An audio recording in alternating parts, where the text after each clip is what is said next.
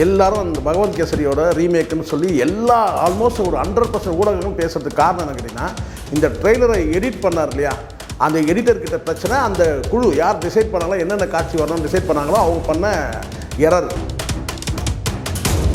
படம் உண்மையிலேயே உலகத்தரம் வாய்ந்த மேக்கிங் இருக்குது. காரணம்னா ஃபோட்டோகிராஃபியும் மியூசிக்கும் பிஜிஎம்மும் வேறு லெவலில் இருக்குது. எப்படி லியோவில் ஒரு ஹைனாவை எப்படி நடிக்க வைக்கிறாங்களோ, இந்த படத்தில் ஹைனா இருக்கான்னு கேட்டு போகிறீங்க. இதில் ரோபோ இந்த படத்தில் ரோபோவோட ஃபைட் சீன்லாம் இந்த படத்தில் இருக்குது.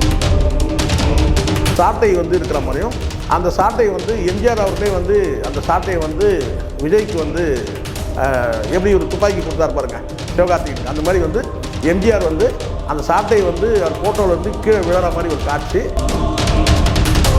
இந்த அரசியல் சீமான் பேசக்கூடிய இந்த அரசியலை விஜய் படத்தில் பேசுகிறார். அப்படியே காப்பின்னு கூட நீங்கள் சொல்லிக்கலாம். அப்படியே பேசுகிறார் இந்த படத்தில். அந்த அடிப்படையில் மதன் கௌரிக்கு இந்த படத்தில் ஒரு முக்கியமான ரோல் இருக்குது. ஃபஸ்ட்டு மதன் கௌரிக்கிட்டேருந்து போகிறேன். மதன் கௌரி இதில் ஒரு ஆராய்ச்சியாளராக இந்த படத்தில் ஒரு ஆய்வாளராக இந்த படத்தில் வராரு.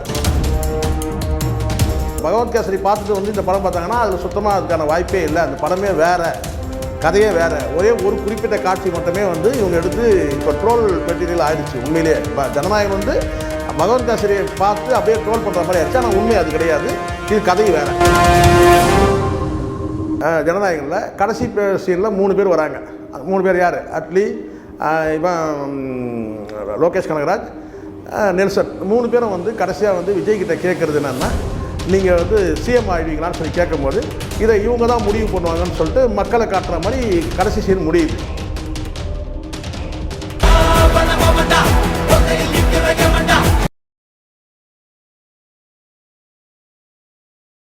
சார் வணக்கம். சார் வணக்கம் முருகன் சார். வணக்கம். ஜனநாயகன் திரைப்படம் பற்றி பல தகவல்கள் உங்களுக்கு வந்ததாகவும், படம் சம்பந்தப்பட்ட விஷயங்கள் உங்களுக்கு தெரிஞ்சதாகவும் சில தகவல்கள் எனக்கு கிடைச்சிருக்கு. அது முற்றிலும் உண்மையா? படம் எப்படி வந்திருக்கு? படத்துடைய விஷயம் என்ன? நீங்கள் தான் சார் கரெக்டாக கேட்டிருக்கீங்க. சில பேர் படம் பார்த்துட்டீங்களாமான்னு கேட்குறாங்க. சார் ஒரு விஷயம் நான் சொல்கிறேன். உண்மையை பேசியே பழகிட்டோம், சரிங்களா? நம்ம நினச்சாலும் போய் பேச முடியாது. படம் குறித்து பல தகவல்கள், உண்மையான தகவல்கள் வந்திருக்கு. அதை நம்ம இப்போ பேசுகிறோம். இப்போ இதுக்கு முன்னாடி ட்ரெய்லரை பார்த்தோம். அந்த ட்ரெய்லரில் வர காட்சியை வச்சு இது பகவந்த் கேசரியோட ரீமேக்குன்னு. ஆனால் பல தகவல்கள் எனக்கு கிடைச்சிருக்கு. அந்த தகவலை நான் எதுக்காக மறைக்கணும்? சினிமா என்பது அரசியலை மாற்று கருத்து இருக்குது. விஜய் குறித்து நம்ம மாற்று கருத்துக்களை நம்ம பேசுகிறோம். இன்றைக்கும் பேசுகிறோம், நேற்றும் பேசுவோம், இன்றைக்கும் பேசுவோம், நாளைக்கும் பேசுவோம். இன்னும் தேர்தல் நெருங்கும் போது இன்னும் இதோட அதிகமாகவே பேசுவோம். எவ்வளோ பொழக்க முடியுமோ பொழப்போம், அது வேறு. ஆனால் சினிமா என்பது முழுக்க முழுக்க ஒரு கமர்ஷியல். அது பின்னாடி மிகப்பெரிய ஒரு கோடிக்கணக்கான வியாபாரம் இருக்குது. அந்த கோடிக்கணக்கான வியாபாரத்துக்கு முன்னாடி ஒரு 1000 பேருடைய உழைப்பு இருக்குது இல்லையா சினிமாவில். ஆனால் எப்போவுமே நான் சினிமா குறித்து எதிர்மறை விமர்சனத்துக்கு ரொம்ப ரேராக தான் நான் பேசுவேன். ஆனால் இந்த படம் பொறுத்த வரைக்கும் என்னன்னா, நமக்கு வந்த தகவல்களை நம்ம சொல்கிறோம், அவ்வளோதான். அது பாசிட்டிவ் நெகட்டிவ்ன்றது எடுத்துக்கிறத பொறுத்து இருக்குது, அவ்வளோதான். சார் படம் எந்த மாதிரி கதைக்களத்தை நோக்கி பயணிக்குது? நிறைய பேர் சொன்னாங்க பகவந்த் கேசரியோட ரீமேக் தான் அது, ட்ரெய்லர்லாம் பார்க்கும்போதே சொல்லியிருந்தாங்க. ஸோ எனக்கு கூட அப்படி தான் தோணுச்சு. அது சார் எல்லாரும் அந்த பகவந்த் கேசரியோட ரீமேக்குன்னு சொல்லி ஆல்மோஸ்ட் ஒரு 100% ஊடகங்களும் பேசுறதுக்கு காரணம் என்ன கேட்டிங்கன்னா, இந்த ட்ரெய்லரை எடிட் பண்ணார் இல்லையா, அந்த எடிட்டர்கிட்ட பிரச்சனை. அந்த குழு யார் டிசைட் பண்ணாங்களோ, என்னென்ன காட்சி வரணும்னு டிசைட் பண்ணாங்களோ அவங்க பண்ண எரர். என்னென்னா, குறிப்பிட்டு இந்த ஜனநாயகன் படம் ரசிகர்கள் மட்டுமே அல்லது விஜய் கட்சியோட டிவிக்கோட தொண்டர்கள் மட்டுமே பார்க்கக்கூடிய படம்ன்றது பேர் வந்துடக்கூடாதுன்றதுக்காகவே மகள் சென்டிமெண்ட்டை அந்த படத்தில் கொண்டு வந்திருக்காங்க. இது பொதுமக்கள் பார்க்கணும், பெண்கள் பார்க்கணுன்றதுக்காக, மகள் சென்டிமெண்ட் தேவைன்றதுக்காக அந்த படத்தில் இந்த காட்சி பெரிதும் பேசப்பட்டது.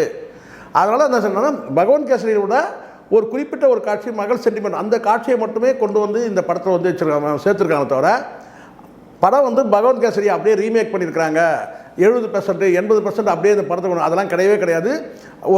ஒரு 10% காட்சியை கொண்டு வந்திருக்கிறாங்க. தவிர மீதி படம் கதை பகவந்த் கேசரி கதையே கிடையாது.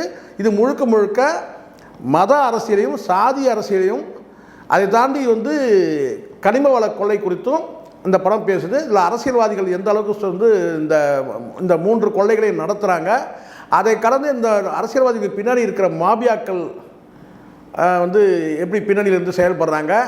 இது முழுக்க முழுக்க வந்து இந்தியா முழுவதும் வந்து நடக்கக்கூடிய வந்து இந்த கொள்ளைகளை பற்றி பேசுது. மதம், சாதி, கனிமவள கொள்ளை. ஸோ இதுதான் வந்து இந்த படத்தில் வந்து ஹைலைட்டான வந்து கதை. இதை வந்து இந்த அரசியல்வாதிகளையும் இந்த மாபியாக்களையும் எப்படி வந்து இவர் வந்து ஒழிக்கிறாரு, எப்படி வந்து இவர் வந்து ஆட்சி அதிகாரத்தை நோக்கி மக்கள் எப்படி இவருக்கு வந்து வரவேற்பு கொடுக்குறாங்க அப்படின்றது தான் அந்த படத்தோட கதை. இதை தாண்டி வந்து பகவத்கேசரி வந்து இதில் வந்து அந்த காட்சிகளை டீகோட் பண்ணி அப்படியே சொல்கிறது நானும் கூட சொல்கிறேன்.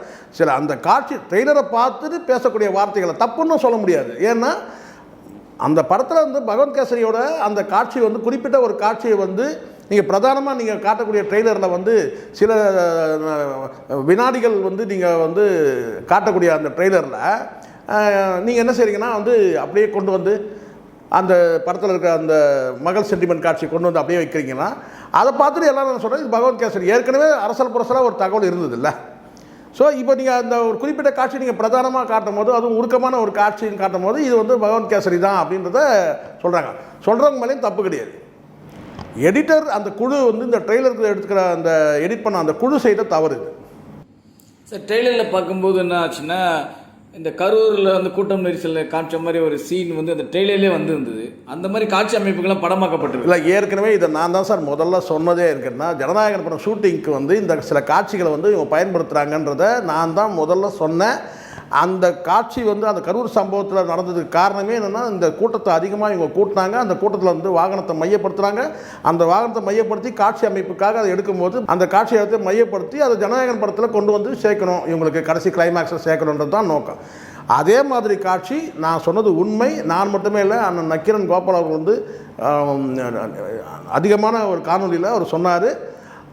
அந்த குறிப்பிட்ட ஒரு காட்சியை வந்து இந்த படத்தில் வந்து கரூர் சம்பவம் அந்த காட்சி அந்த வாகனத்தை சுற்றி இருக்கிற மாதிரி வந்து மக்கள் நிற்கிற காட்சி ஏஐ மூலமாக இதில் கொண்டு வந்திருக்கிறாங்கன்றது தான் உண்மை. அது எதுவுமே வந்து எதுவும் பொய் கிடையாது, உண்மைக்கு மாறானது எதுவும் கிடையாது.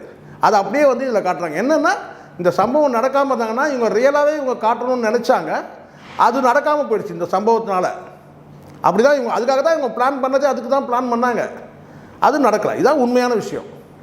சார், எச்விநாத் அவர்கள் வந்து இந்த படம் வந்து பகவத்கேசரி ரீமேக்கா இது அது இதுன்னு சொல்கிறாங்க. இது முழுக்க முழுக்க வந்து ஒரு தளபதி படம் அப்படின்ட்டு போனார். ஸோ அதுக்கு ஏற்றாறு போல் அமைச்சிருக்காங்களா? ஆமாம் சார், படம் வந்து உண்மையான தகவலை சொல்கிறோம்.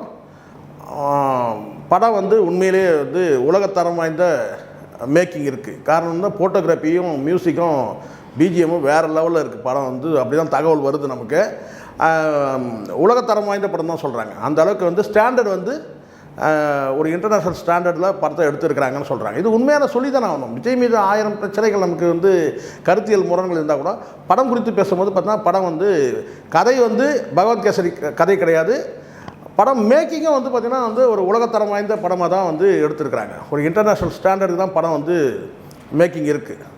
அதுக்கு வந்து முக்கியமான காரணம் ஃபோட்டோகிராஃபி.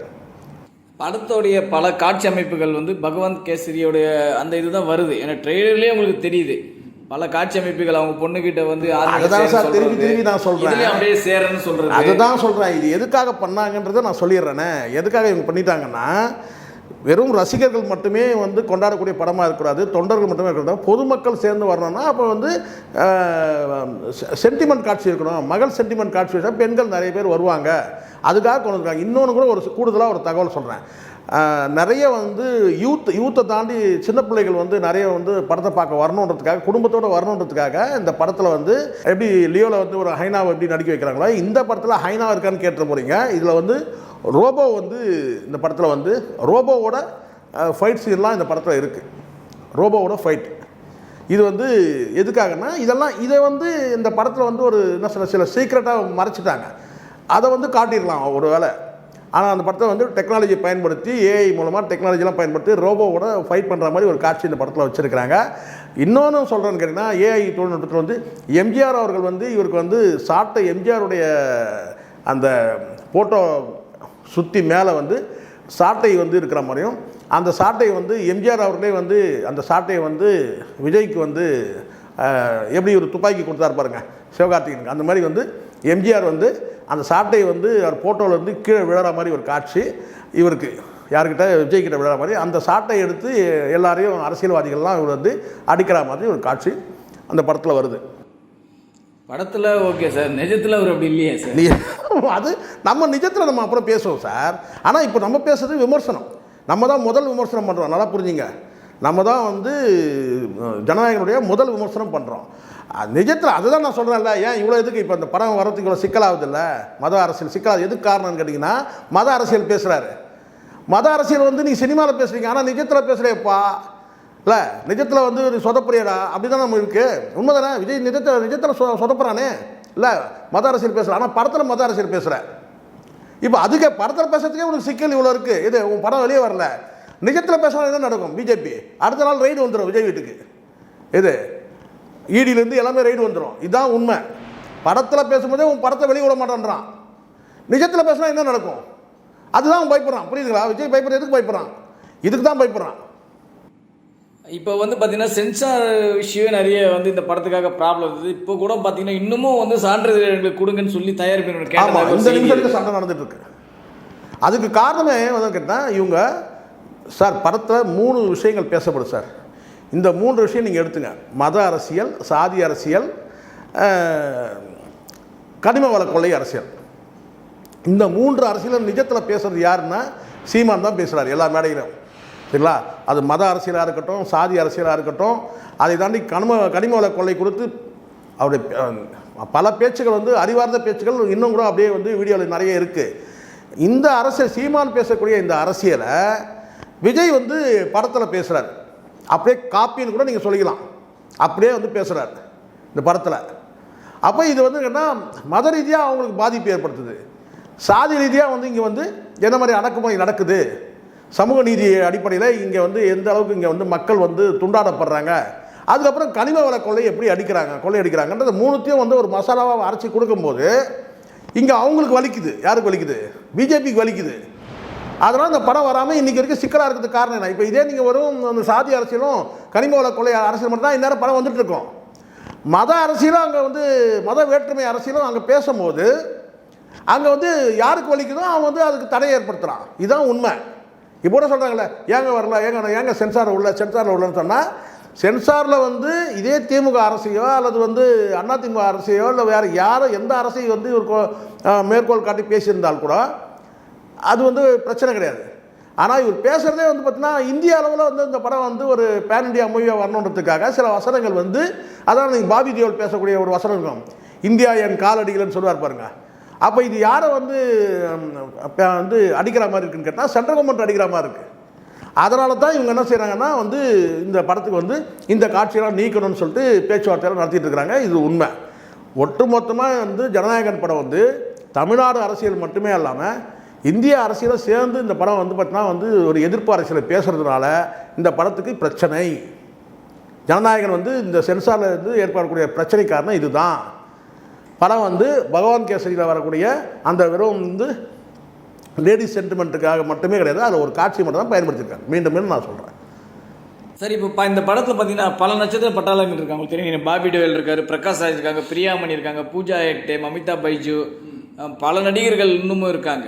ஸோ எல்லாருக்குமே ஈக்குவலான ரோல் கொடுத்துருக்காங்களா சார்? இதில் குறிப்பாக ஒன்று சொல்கிறேன். வியாபார உத்திக்காக செய்யக்கூடிய சில விஷயங்கள் பண்ணுறாங்க இல்லையா, அந்த அடிப்படையில் வந்து மதன் கௌரிக்கு இந்த படத்தில் வந்து ஒரு முக்கியமான ரோல் இருக்குது. ஃபஸ்ட்டு மதன் கௌரிக்கிட்டேருந்து போகிறேன். மதன் கௌரி வந்து இதில் வந்து ஒரு ஆராய்ச்சியாளராக இந்த படத்தில் வந்து ஒரு ஆய்வாளராக இந்த படத்தில் வராரு. சரிங்களா? முக்கியமான ரோல் வந்து மதன் கௌரிக்கு இருக்குது. மதன் கௌரியோட உங்களுக்கு ஸ்டேட்டஸ் உங்களுக்கு தெரியும். சோஷியல் மீடியாவில் இன்றைக்கி வந்து ஒரு குறிப்பிட்டு சொல்லக்கூடிய வந்து ஒரு அம்பாசிடராக இருக்கிறது உங்களுக்கு தெரியும். அப்போ மதன் கௌரியை கூப்பிட்டு இந்த ரோல் கொடுக்கும்போது பார்த்தீங்கன்னா அதை அவருடைய ஃபாலோயர்ஸ் எல்லோரும் இந்த படத்தை பார்ப்பாங்கன்றதுக்காக ஒரு வேலை வந்து இந்த படத்தில் அவருக்கு வாய்ப்பு கொடுத்துலாம் அதில் ஒரு முக்கியமான ரோல் பண்ணுறாரு. ஒன்று. ரெண்டாவது, இந்த படத்தில் வந்து பிரகாஷ் ராஜ் வந்து நடிப்பு வந்து பெரிய அளவில் பேசுகிறாங்க இந்த படத்தில். சரிங்களா? அவர் அரசியல் குறித்து பேசக்கூடிய வசனங்கள் வந்து ரொம்ப தாறுமாறாக இருக்குன்றாங்க. அது ஒன்று.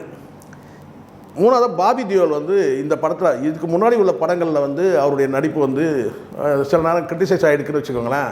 பட் இந்த படத்தில் வந்து பாபி தியோல் நடிப்பு வந்து ஒரு வில்லனுக்கு வந்து பெரிய முக்கியத்துவம் கொடுத்துருக்குறாங்க அப்படின்னு சொல்கிறாங்க. இந்த எல்லாத்தையும் காட்டில் வந்து வசனங்கள் வந்து யார் எழுதி கொடுத்தாங்க இந்த வசனங்களை விஜய்க்கு, அப்படி ஒரு கேள்வி இருக்குது. உண்மையிலேயே சொல்கிறேன் சார், படத்தில் வந்து சில வசனங்கள் வந்து ரொம்ப ஷார்ப்பாக வந்து வசனங்கள் வைக்கப்பட்டிருக்கு. அதனால் படம் வந்து ஓடிடும். படம் ஃப்ளாப்லாம் சொல்ல முடியாது. நீங்கள் இதுக்கு முன்னாடி எப்படி சொல்கிறாங்கன்னா பகவந்த் கேசரி அப்படியே எடுத்தால் அதை வந்து யாருங்க பார்ப்பாங்கன்னு. இப்போ நிறைய பேர் சொன்னதுனால பல பேர் வந்து பகவந்த் கேசரி போய் பார்த்துட்டு வராங்கல்ல, அவங்களுக்கு பெரிய ஏமாற்றமாக இருக்குன்னு சொல்கிறாங்க இந்த படம். அதுதான் சொல்கிறது. பகவந்த் கேசரி பார்த்துட்டு வந்து இந்த படம் பார்த்தாங்கன்னா அதில் சுத்தமாக அதுக்கான வாய்ப்பே இல்லை. அந்த படமே வேறு, கதையே வேறு. ஒரே ஒரு குறிப்பிட்ட காட்சி மட்டுமே வந்து இவங்க எடுத்து இப்போ ட்ரோல் மெட்டீரியல் ஆகிடுச்சு. உண்மையிலே ஜனநாயகன் வந்து பகவந்த் கேசரியை பார்த்து அப்படியே ட்ரோல் பண்ணுற மாதிரி ஆயிடுச்சு. ஆனால் உண்மை அது கிடையாது, இது கதை வேறு. சார் என்ன சொன்னாலும் பராசக்தி திரைப்படம் தான் இந்த படத்தோட வெற்றி அடையும். ஏன்னா ட்ரெய்லரே பார்த்தீங்கன்னா நிறைய வியூஸ் போயிருக்கீங்க. நான் ஒன்று சொல்கிறேன் பாருங்கள், இந்த இடத்துல சிவகார்த்திகேயனுடைய ஸ்டேட்மெண்ட் தான் 100% கரெக்டு. 2 படத்தையும் கொண்டாடுங்கன்னு சொல்கிறாங்க இல்லையா, ரெண்டுமே வெவ்வேறு திசையில் இருக்குது. இந்த படத்தில் மொழி குறித்து எதுவும் வந்து பேசப்படவே இல்லை. முழுக்க முழுக்க மத அரசியல், சாதி அரசியல், கனிம வள கொள்ளை அரசியல் ஜனநாயகனில். அந்த படம் பராசக்தி வந்து சிவகார்த்திகேயன் வந்து முழுக்க முழுக்க எல்லாமே வந்து மொழிப்போர் தியாகம் குறித்து பேசுது அந்த படம். அதனால் இந்த 2 படமும் வெவ்வேறு தளத்தில் இருக்குது. இந்த 2 படமுமே வந்து வெற்றி அடையும். ஒரு படி மேலே நான் சொல்கிறேன்னு கேட்டேன், சிவகார்த்திகேயன் படம் வந்து நீண்ட காலம் வந்து பேசப்படும் நான் சொல்கிறேன். இப்போ விஜய் படம் வந்து ஒரு 10 நாள் வந்து கமர்ஷியலாக ஹிட் அடிச்சுட்டு அது காணாமல் போயிடும். ஆனால் இந்த படம் வந்து பார்த்திங்கன்னா சிவகார்த்திகேயன் படம், இது ஏதோ பார்ஷியாலிட்டியாக பேசுகிறோன்னு நினைக்கக்கூடாது. சிவகார்த்திகேயன் படம் வந்து பார்த்திங்கன்னா வந்து சாக்ரிஃபைஸ், அதாவது மொழிக்காக தியாகம் பண்ணக்கூடிய ஒரு கேரக்டரில் தான் இவர் நடிக்கிறார் சிவகார்த்திகேயன். அது வந்து எப்படி அமரன் படம் எப்படி பேசப்பட்டதோ, நீண்ட காலம் வந்து ஒரு கிட்டத்தட்ட ஒரு 50 நாட்கள் வந்து அந்த படம் வந்து கடந்து போச்சு இல்லையா, அந்த மாதிரி இந்த படம் போகும். ஆனால் விஜய் வந்து நான் கேட்டிங்கன்னா ஒரு 10 நாள் 15 நாள் வந்து ஃபுல்லாக கமர்ஷியலாக வந்து ஹிட் அடித்து அது பணத்தை தேடி கொடுத்துரும். ஆனால் மக்கள் மனசில் எப்படி நிற்கும் அப்படின்னு சொல்லி கேட்டிங்கன்னா வந்து கண்டிப்பாக பராசக்தி தான் வந்து மக்கள் மனசில் நிற்கிற மாதிரி இருக்கும். காரணம்னு கேட்டிங்கன்னா அது வந்து சாக்ரிஃபைஸ். இப்போ இந்த படத்தை ஒரு சின்ன ஒரு உதாரணம் சொல்கிறேன், கடைசி கிளைமேக்ஸ் சொல்கிற பாருங்க. இப்போ இந்த படத்தில் நீங்கள் எடுத்துக்கிட்டிங்கன்னா ஜனநாயகனில் கடைசி சீனில் 3 பேர் வராங்க. 3 பேர் யார்? அட்லி, இவன் லோகேஷ் கனகராஜ், நெல்சன். 3 பேரும் வந்து கடைசியாக வந்து விஜய்கிட்ட கேட்குறது என்னென்னா, நீங்கள் வந்து சிஎம் ஆகிடுவீங்களான்னு சொல்லி கேட்கும்போது இதை இவங்க தான் முடிவு பண்ணுவாங்கன்னு சொல்லிட்டு மக்களை காட்டுற மாதிரி கடைசி சீன் முடியுது. இது ஒரு பார்ட். அதே நீங்கள் வந்து பராசக்தியில் வரும்போது பார்த்தீங்கன்னா கடைசியாக வந்து பார்த்தீங்கன்னா சிவகார்த்திகேயன் வந்து உயிர் தியாகம் பண்ணுற மாதிரியான ஒரு காட்சி இருக்குதுன்னு சொல்கிறாங்க. இப்போ நீங்களே முடிவு பண்ணுங்கள், எது மக்கள் மனசில் நிற்கும்? மொழிக்காக உயிர் தியாகம் பண்ண சிவகார்த்திகேயனுடைய படம் வந்து பராசக்தி மனசில் நிற்கும். கிளைமேக்ஸ் தான் இங்கே முக்கியமானது. இப்போது ஒரு சின்ன உதாரணம் நான் சொல்கிறேன். ரமணா படம் வந்து ஹிட்டுக்கு காரணம் என்ன சார்? நிறைய அதில் வந்து விஜயகாந்த் சார் நிறைய சம்பவம் பண்ணியிருப்பார் அந்த படத்தில். ரமணாவில் படம் வந்து ஹிட் அடித்ததுக்கு காரணமே கிளைமேக்ஸ். அதே ரமணா படத்தை கொடுத்து வேறு எந்த நடிகர்கிட்ட வந்து டாப் ஸ்டார், சூப்பர் ஸ்டார் யார்கிட்ட கொடுத்தாலும் அந்த படத்தில் வந்து கடைசி கிளைமேக்ஸ் ஒத்துக்க மாட்டாங்க. ஏன்னா செத்து போகிற மாதிரி இருந்தால் என் நடிகர் என் ரசிகர்கள் ஏற்றுக்க மாட்டாங்கன்னு சொல்லக்கூடியவங்க. ஆனால் விஜயகாந்த் துணிச்சலாக அந்த படத்தில் வந்து படத்திலே ஒரு வசனம் வைப்பார், நானும் வந்து இந்த வந்து பார்த்தீங்கன்னா வந்து கொல்லப்பட்டால் தான் இந்த மக்கள் ஊழலுக்கு எதிராக வந்து பயப்படுவாங்க, நானும் இந்த சட்டத்துக்கு எதிராக பயப்படுவாங்க அப்படின்னு சொல்லி வந்து ஒரு காட்சி சொல்லுவார். கடைசி கிளைமேக்ஸ் சொல்லுவார், என் மரணமும் வந்து ஒரு பயத்தை ஏற்படுத்தணும் அப்படின்னு சொல்லுவார். அந்த மாதிரி தான் வந்து அந்த ரமணா படம் ஹிட்டுக்கு காரணமே அந்த கடைசி கிளைமேக்ஸ் தான். அந்த மாதிரி இதில் வந்து சிவகார்த்திகேயன் வந்து மொழிக்காக உயிர் தியாகம் பண்ணார். அப்போ அந்த மொழி மீதான பற்று உணர்த்துற மாதிரி இருக்கும். இது வந்து முழுக்க முழுக்க திராவிட அரசியல், மொழிப்போர் குறித்த அரசியலை வந்து இந்த படம் பேசுது. எது பராசக்தி. இவருடைய ஜனநாயகன் படம் வந்து முழுக்க முழுக்க வந்து அது கமர்ஷியல் ரீதியாக இருந்தாலும் கூட வந்து அரசியல் பேசுது. அது சாதி, மத அரசியல், சாதி அரசியல், கனிம வள கொள்ளை அரசியல். இதில் என்னென்னா சென்சாரில் வந்து மத அரசியல் ரீதியாக இவர் பேசக்கூடிய பல வசனங்கள் வந்து துண்டாடப்படும் போது சென்சாரில் இது ஒரு பயஸ்ட் ஆகிடும். வெறும் சாதி அரசியலும் கனிம வள கொள்ளை அரசியல் மட்டுமே பேசுகிற மாதிரி இருக்குன்னா படம் வந்து சென்சார் ஆளாலும் தவிக்கிறாங்க. ஜனநாயகன் படத்துக்கு சென்சாரில் வந்து மத அரசியல் வந்து பேசக்கூடியதெல்லாம் நீங்கள் வந்து கட் பண்ணால் இது பயஸ்ட் ஆகிடும், பார்வை வந்து ஒன் சைடாக போயிடும் அப்படின்னு சொல்லி அதுக்காக ஸ்ட்ரகிள் பண்ணுறாங்க. என்ன நடக்குதுன்றதை பொறுத்து வந்து பார்க்கலாம் சார். ஆனால் இது வந்து மீண்டும் நான் சொல்கிறேன், பகவந்த் கேசரியோட ரீமேக் கிடையாது. இந்த கதை வந்து என்னன்றதை நான் உங்களுக்கு சொல்லிட்டேன். இது போல பல வீடியோக்களை கண்டு மகிழ எங்களது ரீசன்ட் வாய்ஸ் சேனலை மறக்காம சப்ஸ்கிரைப் பண்ணுங்க.